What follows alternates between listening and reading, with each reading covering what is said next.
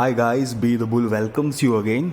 तो अभी हम बात करने वाले हैं एक बहुत ही इंटरेस्टिंग स्टॉक के बारे में जो कि मल्टी बैगर है और बेयरिंग सेक्टर में काम करता है। सारी डिटेल्स जानेंगे। बस उससे पहले एक रिक्वेस्ट है, please do like share subscribe my channel. अपने दोस्तों के साथ भी शेयर करिए और बेल का बटन हिट कर दीजिए ताकि मेरी वीडियोस आप रेगुलर देखते रहो और आपकी इन्वेस्टमेंट जर्नी और आसान बनती जाए।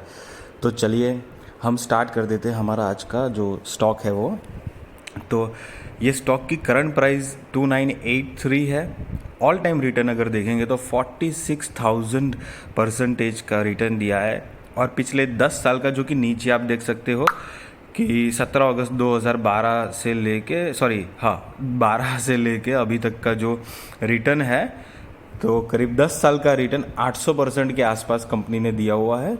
तो दैट इज़ फेयर नाइसली, मतलब ईयरली एवरेज गिनेंगे तो 80% की रिटर्न की एवरेज है इस शेयर की। मार्केट में काफ़ी अच्छा स्ट्रॉन्ग होल्डिंग है मार्केट बिजनेस में।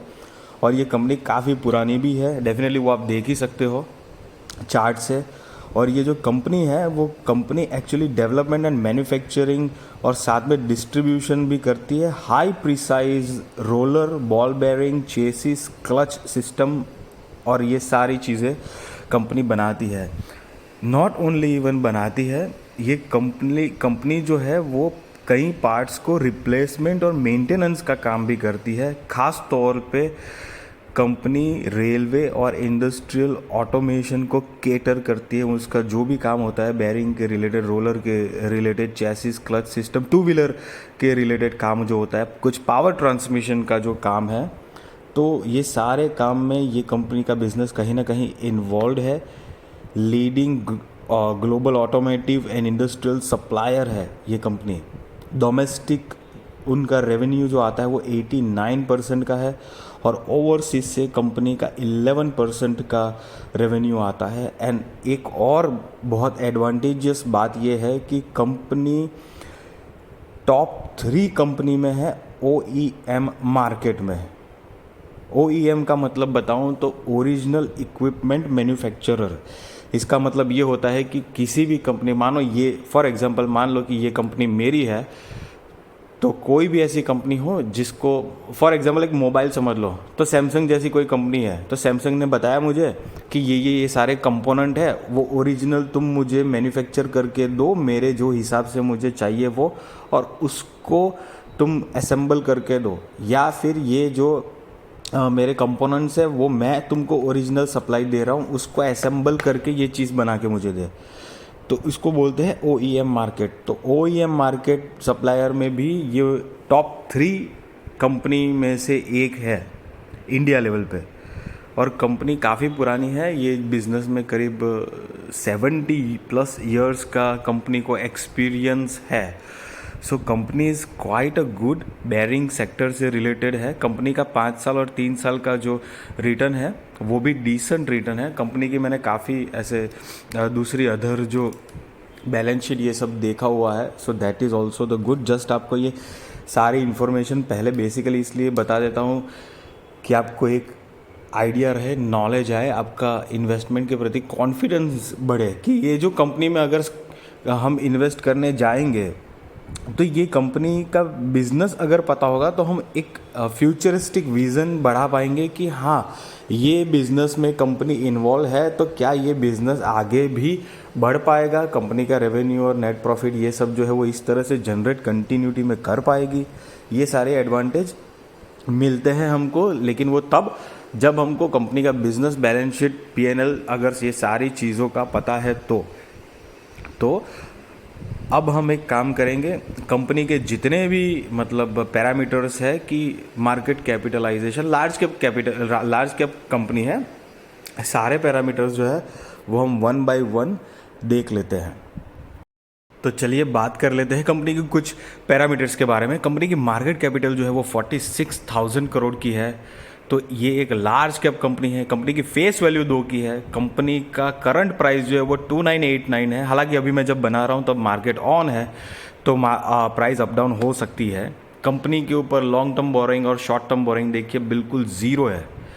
पिछले 5 साल में लॉन्ग टर्म बोरोइंग 56 करोड़ थी, जो कि ज़ीरो कर दी है कंपनी ने। शॉर्ट टर्म बोरोइंग भी 12.5 करोड़ के आसपास जो थी, वो भी कंपनी ने ज़ीरो कर दी है। कंपनी की अगर सेल्स देखेंगे तो 2012 में 1400 करोड़ की थी, जो कि बढ़कर ट्रेलिंग 12 मंथ्स में हो चुकी है 6,500 करोड़ से भी ज़्यादा। तो company definitely not only long term borrowing कम किया है, बट कंपनी ने अपनी सेल्स में भी बढ़ोतरी की है। और नेट प्रॉफिट की बात करें अगर, तो कंपनी का नेट प्रॉफिट 159 करोड़ से बढ़कर 840 करोड़ के आसपास हुआ है।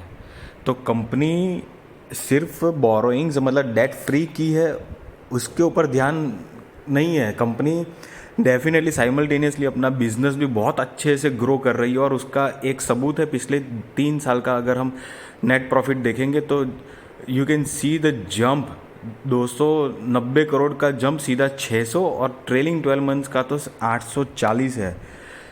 कंपनी का ईपीएस भी बढ़ चुका है उसी की वजह से, और ये दिखाती है कि कंपनी लाइक ऑटोमेटिव और रेलवे सेक्टर में किस तरह की ग्रोथ आ रही है, उसका भी एक अंदाज़ा, क्योंकि रेलवे मार्केट में डिमांड होगी किसी चीज़ की जिस सेक्टर में ये काम करती है, बेयरिंग, बॉल बेयरिंग, ये सब सेक्टर में, तो मार्केट में डिमांड है तो ही तो कंपनी ये चीज़ें केटर कर पाएगी रेलवे को या इंडस्ट्रियल ऑटोमेशन को। कहीं पर भी अगर मार्केट में डिमांड ही नहीं है तो उसका बिजनेस भी उसी हिसाब से होगा।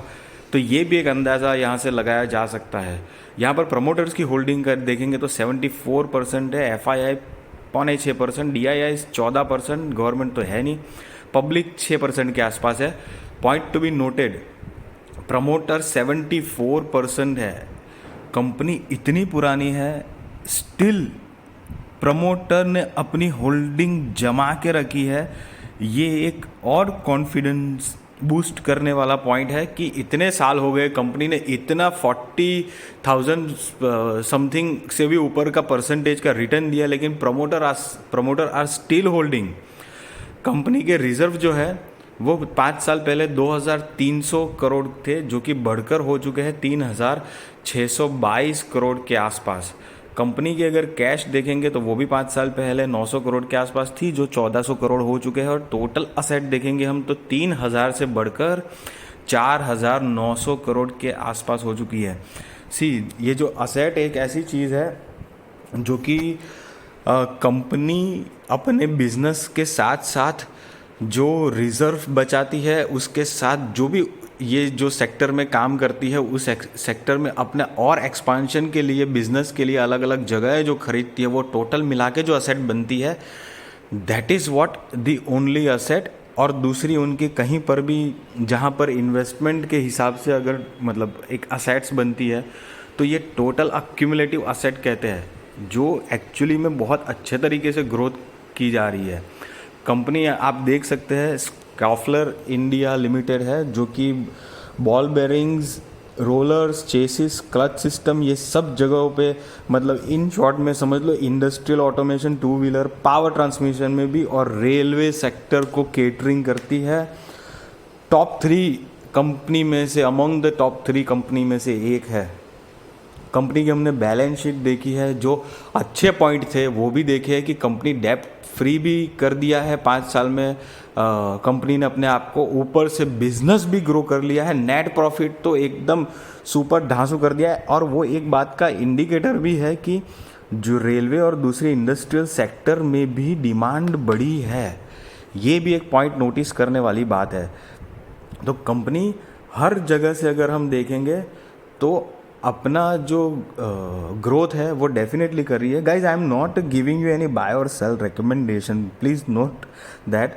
ये इन्फॉर्मेशन आप अगर बॉल बेरिंग के रिलेटेड ऐसे इंडस्ट्रियल ऑटोमेशन के रिगार्डिंग कोई बढ़िया स्टॉक अगर ढूंढ रहे हैं, तो आप डेफिनेटली ये शेयर के ऊपर अपना रिसर्च कर सकते हैं, and then invest on your risk, your financial adviser.